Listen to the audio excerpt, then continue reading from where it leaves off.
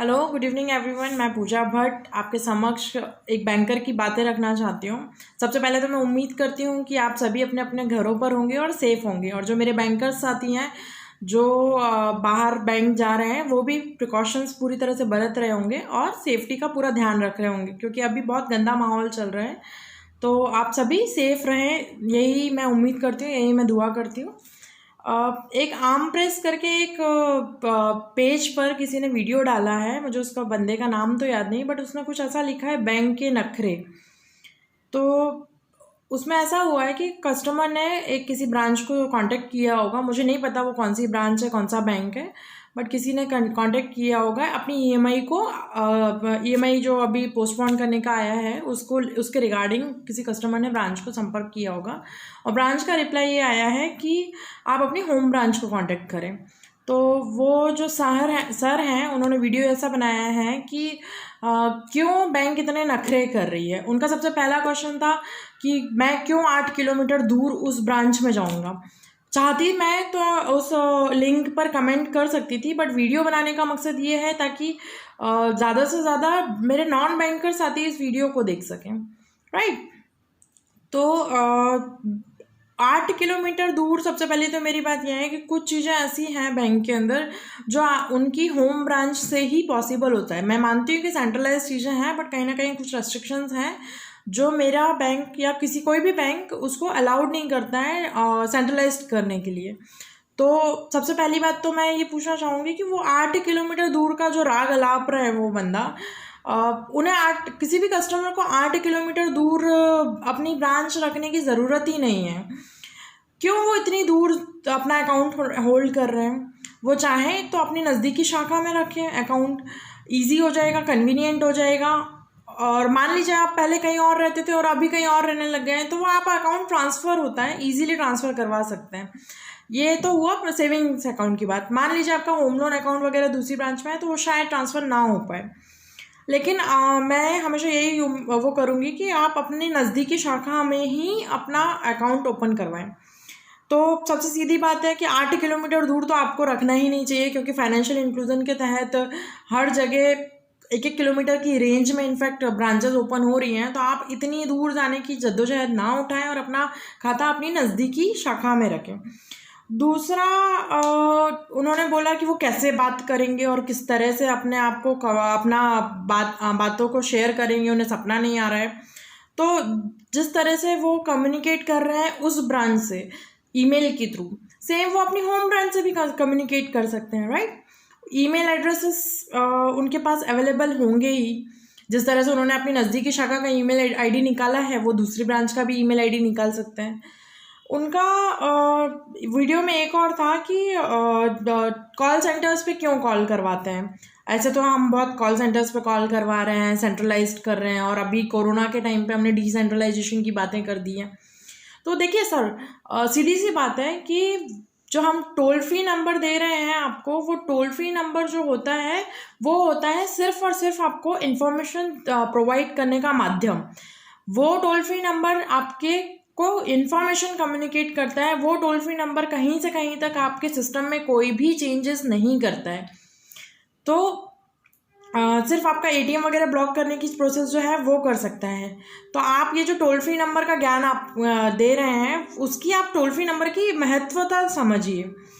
तीसरी बात आई थी कि वो बोल रहे हैं कि उन्हें कैसे पता चलेगा ब्रांच मैनेजर का नंबर क्या है और ईमेल आईडी कैसा है। तो भाई साहब, अभी जो है वो गूगल का ज़माना है। बच्चा बच्चा गूगल करना बहुत अच्छे से जानता है। सारी बैंक्स ने, सारी ब्रांचेस ने अपने अपने ईमेल आईडीज़ अपने अपने ऑफिशियल साइट्स पे प्रोवाइड करके रखे हुए हैं। रही बात पासबुक्स, आपको बैंक, हर बैंक पासबुक प्रोवाइड करता है। उस पासबुक पे अगर आप ध्यान से देखेंगे ना, तो आपको ब्रांच का डिटेल्स मिल जाएंगी। आपको ब्रांच का फ़ोन नंबर आपको वहाँ पे अवेलेबल होगा। तो आपका ये जो कहना है ना कि बंदे को सपना थोड़ी ना हो रहा है, तो ऐसा कुछ नहीं है, आपको ईजीली नंबर मिल सकता है वहाँ से। तीसरी बात, उन्होंने एक और बात बोली थी कि वो मैनेजर को थोड़ी जानता है। अभी अगर आप थोड़े से भी रेगुलर कस्टमर हो उस ब्रांच के, तो ऑब्वियसली बात है आप मैनेजर को जानते होंगे। चलो नहीं भी जानते हैं तो भी आप अगर अपनी होम ब्रांच में मैनेजर को कॉल करके बात करेंगे तो वो आपको रिस्पॉन्ड करेगा। जिस तरीके से आप नॉन होम ब्रांच में जा करके ईमेल ड्रॉप कर रहे हो, आप सेम वे ईमेल उस ब्रांच में भी ड्रॉप कर सकते थे। तीसरा, मैं उन भाई साहब से कहना चाहूँगी कि उन्होंने मुद्दा बड़ा अच्छा उठाया कि उन्हें लगता है ऐसा कि मुद्दा बहुत गंभीर मुद्दा उठाया है उन्होंने। तो भाई ऐसा है, सीधी सी बात यह है कि मुद्दा सही या गलत डिसाइड करके उठाओ यार। आपने सोच लिया बैंक के नखरे हैं, आपने ये ध्यान नहीं दिया कि कस्टमर जो है, मतलब मैं मानती हूँ कि कस्टमर सही होते हैं, कस्टमर का काम करना बैंकर्स का काम है, लेकिन वो वाजिब तो रीज़न दो उस चीज़ का। बैंक ने प्रॉपरली रिप्लाई दिया, उसके बावजूद भी आप ऐसा एक वीडियो बना रहे हो कि बैंक के नखरे। हम बैंकर्स हैं जो अभी कोरोना के टाइम पर आप लोगों के लिए, कस्टमर्स के लिए वहाँ पर अपनी लाइफ को, अपनी फैमिली की लाइफ को क्या कहते हैं, अपनी फैमिली की लाइफ को हार्म करते हुए वहाँ पर पहुँच रहे हैं, उसको रिस्क में डाल रहे हैं। वो आपको नहीं दिखाई दिया, वो दिखाई कैसे देगा आपको? क्योंकि हम बैंकर्स तो मजदूर हैं, गधा मजदूर, आप हमको समझते ही रखते हो। जो आपका वीडियो है उसके अकॉर्डिंग मैं बात कर रही हूँ। मैं ये नहीं कह रही हूँ कि बाकी के लोग भी ऐसे समझते होंगे, बट आपके वीडियो से मुझे यही लगा कि आप बैंकर्स को गधा मजदूर ही समझते हो, और उसके हिसाब से आपको लगता है कि हमें तो कोरोना हो चाहे प्रलय भी आ रहा हो दुनिया में, तो हमें तो जाना ही है बैंक में। उन्होंने और फिर एक बात बोली थी कि मुझे कैसे पता चलेगा ये सब चीज़ें। तो भाई जो आप इतना गला फाड़ के इतनी सारी बकवास कर रहे हैं, उस बकवास की जगह आप गला फाड़ के अगर कस्टमर को डिजिटल इंडिया का पार्ट पढ़ाएंगे ना, तो मुझे लगता है बहुत अच्छा होगा। आप उनको अगर डिजिटल एप्लीकेशंस के वगैरह के बारे में उनको नॉलेज देंगे, अपडेट करेंगे, शायद आपके फॉलोअर्स होंगे तो वो देखेंगे, तो काफ़ी अच्छा होगा। मैं यहाँ पे डिजिटल इंडिया का मतलब सिर्फ और सिर्फ ये नहीं कह रही हूँ कि आप बैंकिंग से रिलेटेड ही डिजिटल इंडिया करिए। आप बहुत सारी चीज़ें हैं, आजकल हर चीज़ को आप डिजिटल वे में लेते हैं। आप फेसबुक चला सकते हैं, आप यूट्यूब चला सकते हैं, आप टिकटॉक पे वीडियोस देख सकते हैं, आप सब कुछ कर सकते हैं, लेकिन आप बैंकिंग नहीं कर सकते।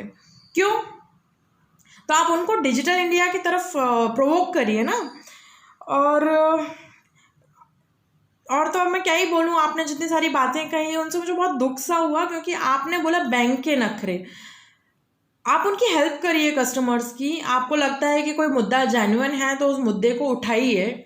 आप बोल रहे हो उनको कि भाई तुम वीडियो बना लो और तुम उस पर लाइक करो, शेयर करो, मुझे टैग करो, ताकि मुझे लगता है ताकि आपके फॉलोअर्स बढ़े। आपको मेन मुद्दे से कोई लेना देना नहीं है उस चीज़ से। आपको लेना देना है कि आपके पेज के फॉलोअर्स बहुत ज़्यादा बढ़े, आपको लाइक्स मिले। आपने बोला भी है उस वीडियो में शायद, ठोको लाइक्स, ठोको शेयर। तो भाई साहब सीधी बात है, बैंक के कोई नखरे नहीं है। बैंक अपनी कैपेसिटी में सबसे अच्छे से काम ही कर रहे हैं। डीमोनेटाइजेशन के टाइम पे भी हमने ही काम किया था। हम ही वहाँ पे रात को 12-12, 1-1 बजे तक बैठ करके कस्टमर्स की हेल्प कर रहे थे। आज कोरोना का टाइम है, आज भी सिर्फ हम लोग बाहर निकले। डॉक्टर्स, चलो डॉक्टर्स का काम है कि वो इनको पेशेंट्स को देखें। डॉक्टर्स हाथ खड़ा नहीं कर सकता है कि भाई मैं आज कोरोना हो गया, महामारी हो गई है, मैं हाथ खड़ा कर रहा हूँ कि मुझे नहीं देखना है पेशेंट्स को। पुलिस वाले हैं, उनका काम है कि वो आराम से प्रशासन चलाएं। हमारा इतना इमरजेंट इसेंशियल सर्विसेज नहीं थी। आपके राशन मिल ही रहा है, आपको सारी चीज़ें मिल रही है, बट उसके बावजूद भी आरबीआई का और गवर्नमेंट का ये डिसीजन था कि हम जाएं। तो हमारा जाने का मतलब हम आप पे एहसान नहीं कर रहे हैं, बट हमारी तकलीफ भी समझो कि हम भी अपनी जान को रिस्क हथेली पर लेकर के चल रहे हैं। आप हर तरीके का फेसबुक चला पाएंगे, लेकिन आप ये नहीं कर पाएंगे कि अपना ईमेल आईडी से आप अपने होम ब्रांच में कांटेक्ट कर लें। ये मेरे नखरे नहीं है, बट मैं एक बैंक की तरफ से, बैंकर्स कर्मचारियों की तरफ से आपको बोलना चाहूँगी कि भाई मुद्दा उठाओ। देश में हज़ारों लाखों मुद्दे हैं, मुद्दे उठाओ, प्रॉपरली उठाओ। आपके अगर पेज पे फॉलोअर्स हैं तो उन फॉलोअर्स को बढ़ाते रहो, लेकिन कम से कम पूरी तरह से उस चीज़ की तहकीकात करो। ऐसा नहीं कि बस वीडियो बनाना है तो वीडियो बना दिया और डाल दिया उसको, ठीक है। और क्या बोला था मैं? जय हिंद, जय भारत।